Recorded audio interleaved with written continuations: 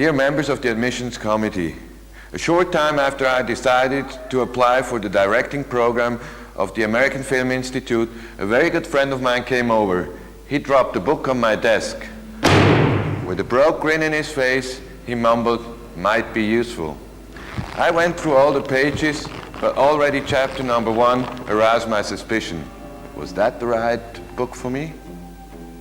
Since I didn't have that $1 million, and probably never will, I refused to read the chapter, so therefore I really can't tell you whom you'd have to pay that money to.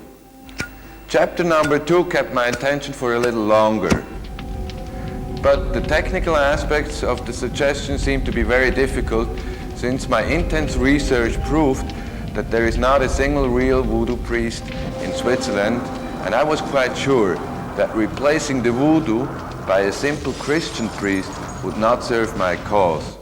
I went through the following chapters, but I couldn't find one to suit my needs. At that point, I started to fear that I had to come up with some ideas of my own. I fell into profound depression.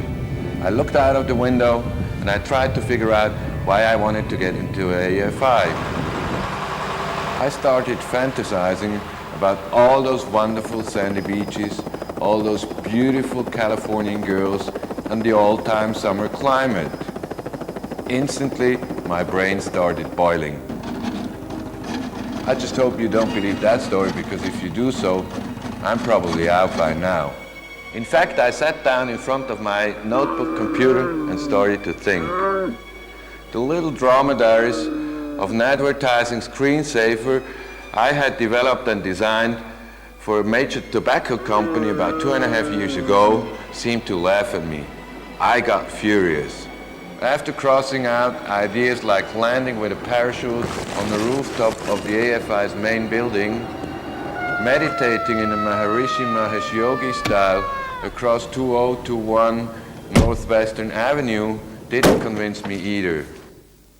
I then came back to the old showreel method. I turned on my VCR and went through all the material. What? Although there is some interesting aspects about some of this work, I only saw every single mistake in each piece of it. Looking at all this, I suddenly remembered why I really wanted to get into the AFI. My real challenge was to get a step further into longer, more cineastic, more complex forms of film. So here I sat with that chicken and egg type of problem right under my nose. To get into the Institute, I'd have to show those films I'd love to make when I get out of it. I knew there had to be another way, and I had to start all over again. I had a sudden inspiration. I turned back to the basics of film, considering the fact that film, in its essence, is nothing more than the meaning that can be concluded from the succession of two different images. I thought that putting a picture of myself in between two pictures of Orson Welles, underlining the effect with the simple word "daddy," would immediately make me an illegitimate son of his, and I figured that this would probably raise my chances to get into the AFI. Did you like my speech, Father?